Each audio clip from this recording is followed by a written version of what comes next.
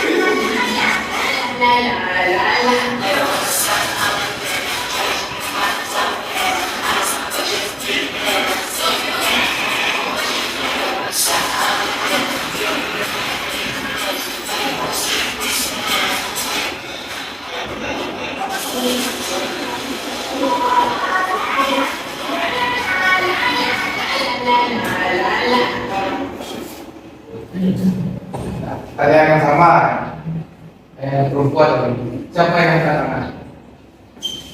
Ada yang angkat tangan?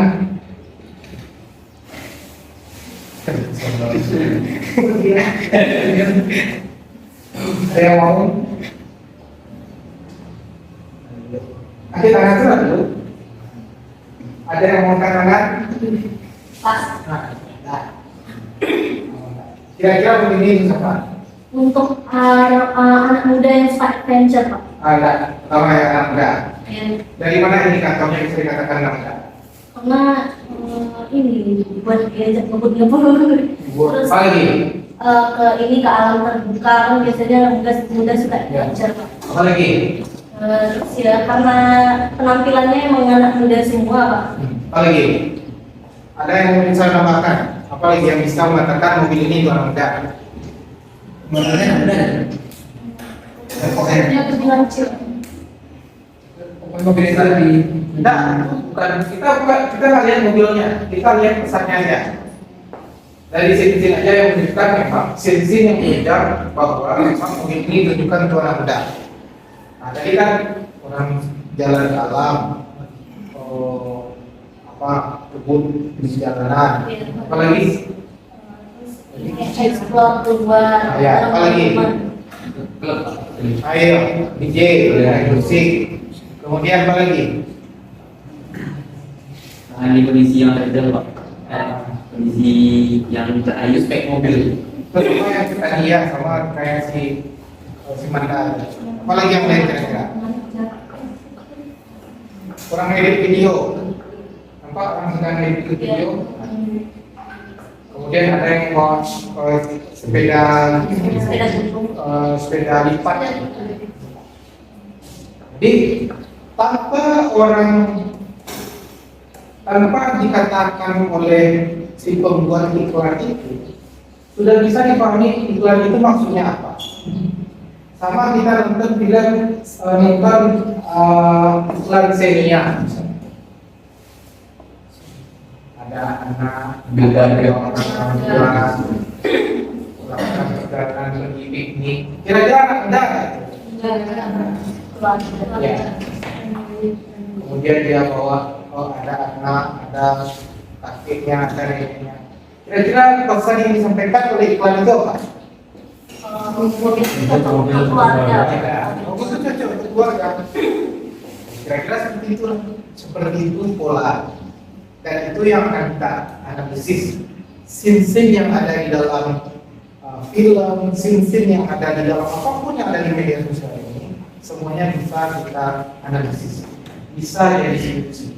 Satu foto bisa jadi skripsi. Satu video bisa jadi skripsi. Jadi tidak mesti kita harus penelitian pergi ke Padang, kita pergi ke kampus kita masing-masing, presiden untuk pergi penelitian harus pergi ke kampungnya, berapa uang yang dibutuhkan, berapa dana yang dibutuhkan, tenaga yang dibutuhkan, dan datanya kurang masih modal kampus balik lagi. Tahu kan Bapak ngajar teknologi ini kan ya. Nah, tapi ini salah satu perspektif yang ingin Pak sampaikan. Jadi itulah salah satu bentuk. Ini salah satu pendekatan yang kita lakukan dalam. Cuma sekali lagi dia harus kalau nggak terbaik, kalau nggak terburuk yang kita teliti. Kenapa dia gagal? Kenapa dia sangat sukses? Itu aja. Jadi kalau mau jadi film, jadi film yang paling bagus, misalnya film terbaru paling bagus, misalnya kan film Hamka, misalnya. Kita cari film yang paling jelek, film Rafathar, misalnya. Rafathar, misalnya dengan dana yang bilang kadang-kadang hebat dan seterusnya, gagal. Itu misalnya kita analisis. Menarik. Jadi yang menjadi pertanyaan bagi kita, kenapa bisa film dengan modal yang sebegitu besar menggunakan teknologi tetapi gagal? Kira-kira apa yang kira-kira besar apa yang bukan dia gagal? Kan itu aja. Jadi sebenarnya ini salah satu hal yang tidak, cuma tidak semuanya juga yang bisa. Mungkin teman-teman bisa lihat di iklan-iklan yang lain. Jadi mulai dari sekarang, kira-kira lihat ya. Caranya kemana? Jadi misalnya kan kayak video ini, ayo mari kita sama-sama tidak. Tapi dibuat kita melalui besar itu dibuat seperti yang terbiasa.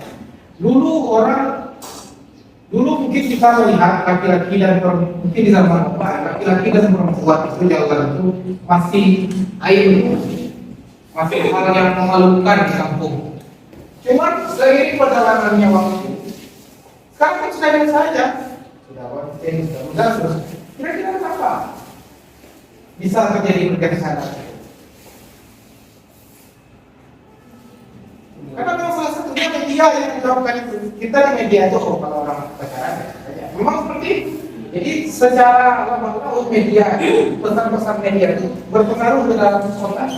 Dulu orang mungkin tidak biasa melihat LGBT, sekarang udah biasa aja melihat LGBT di TV, di iklan kayak dulu di para bencong seperti apa lagi. Kalau sekarang hanya bencong kita laki-laki sama laki-laki bangunan besar itu berapa sistem ditampilkan pegangan tangan dan seterusnya. Jadi satu saat nanti dalam 1, 2, tahun 3 tahun ke depan kita menganggap LGBT itu biasa. Kenapa? Karena memang secara alam di bawah sadar kita ada pesan yang disampaikan di dalam itu. Seperti itulah. Jadi kita ingin mencoba di dalam analisis media ini kira-kira apa pesannya, apa makna, apa tren, apa pola. Jadi kira-kira ya seperti itu saja sebenarnya. Mungkin nanti teman-teman bisa lihat nanti ya. Ini yang akan kita lihat di analisis media ini. Jadi ada 8 ya, ada tes, ada konteks sosial budaya, visual dan seterusnya. Jadi mungkin sebenarnya nanti silakan teman-teman nanti akan Bapak bagikan beberapa skripsi penelitian yang sudah Bapak lakukan terkait media ini atau skripsi yang Bapak bimbing terkait ini. Ini salah satunya ada ini sinteks, ini novel, kalau ini film, ini pesan moralnya ini. Kemudian ada analisis visual, gerakannya dan seterusnya. Cuma yang terbaru ini ada pabrik, cuma hasilnya tidak terlalu bagus. Yang dia teliti itu gerakan tari di dalam silet, di dalam rantai. Kemudian ada ini ajari Islam, ini wacana. Jadi yang dilihat wawancaranya, dialognya. Nah, kemudian ini misalnya salah satu analisis framing. Jadi bagaimana melihat tren dan seterusnya. Jadi nanti setidaknya ada 4 alat yang kita gunakan untuk menganalisis teks media. Yang pertama namanya analisis diksi. Jadi kalau analisis diksi itu yang paling mudah di antara 4 teknik analisis media. Analisis teks media ini yang paling mudah analisis diksi. Kita hanya mengkategorisasi kita pilih seri itu, kemudian kita masukkan ke kategorisasinya. Ya. Kemudian yang kedua ada namanya analisis semiotika. Analisis semiotika ini lebih kepada penggambaran. Jadi kita hanya melihat scene saja, tidak berpengaruh kepada teks. Jadi scene orang berdoa, seperti kita analiskan itu. Dalam scene ini si Ahmad berdoa kepada Allah Subhanahu wa taala dengan menundukkan kepala, dan seterusnya. Jadi kita masih scene. Makna dari scene itu apa? Itu analisis semiotika. Banyak tokohnya. Kemudian yang ketiga ada analisis wacana. Analisis wacana ini akan kita lihat struktur gaya bahasa, kemudian pemaknaannya juga. Karena sekali lagi dialog itu tidak bisa terlepas dari konstruk sosial dan budaya. Jadi maksudnya sama mungkin ketika anjay misalnya kan, anjay. Mungkin dulu di awal-awal kan heboh anjay itu karena melesetkan dari itu. Cuma sekarang sudah biasa juga. Seperti itulah. Maknanya apa? Dulu makna anjay itu anjing, sekarang anjay itu enggak. Brengsek itu. Dulu brengsek itu maknanya ini, sekarang maknanya enggak. Itu dipengaruhi oleh media juga. Kemudian yang ketiga, keempat ada analisis framing. Analisis framing itu bagaimana bagaimana media memframe suatu peristiwa. Jadi misalnya satu peristiwa dulu itu ya yang paling kelihatan itu ketika aksi bela Islam 212. Ada 2 kubu media waktu itu. Ada waktu itu Republika TV One, kemudian Kompas TV dan Metro TV. Kejadiannya sama di Monas, aksi bela Islam atau dan kawan-kawan itu di Monas membela itulah ya. Tapi kalau yang Republika dan TV One itu menyoroti semangat umat Islam hadir kisah-kisah perjalanan orang melakukan perjalanan jalan kaki dari sini, kemudian bagi-bagi makanan ke masyarakat, pokoknya hal yang positif.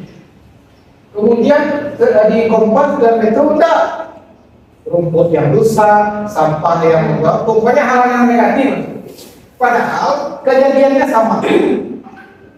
Jadi kenapa bisa begitu? Nah, itulah yang kita lihat. Jadi misalnya kenapa sama seperti ini yang kita hadir di sini? Ada satu orang yang hadir di sini, kemudian dia foto.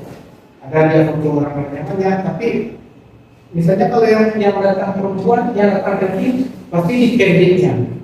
Oh, perempuan yang cantik. Kalau yang datangnya perempuan pasti di fotonya yang laki-laki yang ganteng, misalnya laki-laki yang. Kenapa seperti itu?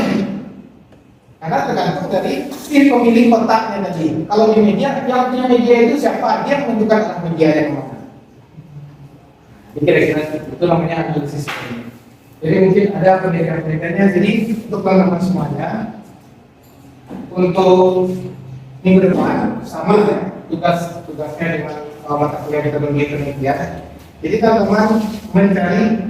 Jadi ada empat tadi ya, analisis isi, analisis semiotika, analisis wacana, ada analisis framing. Masing-masing cari 2 jurnal yang berkaitan dengan itu. Jadi besok kita buat jurnalnya semua. Jadi masing-masing itu sudah punya drive Google yang masing-masing. Tidak boleh ada yang sama. Ya, tidak boleh ada yang sama. Jadi nanti di dalam penugasan kita akan review. Jadi seiring waktu kita review dan akhirnya nanti kita bisa mengupload jurnal ilmiah. Jadi kalau ada yang bagus, mereka kelompok skripsi ya mungkin nanti kita kelompok ada 4 orang.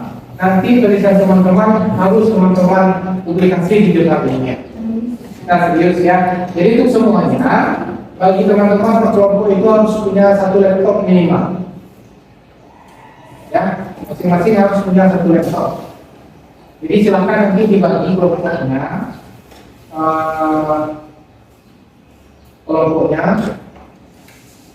dan kita 22 orang, gitu. 23. Jadi bagi 8.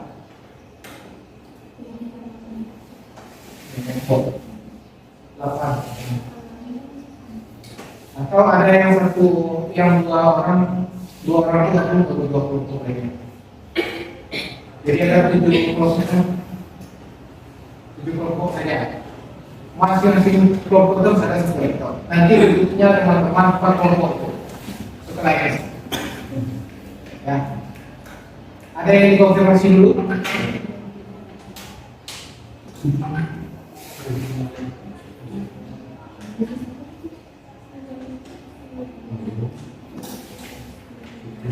Ada yang dikonfirmasi? Assalamualaikum warahmatullahi wabarakatuh.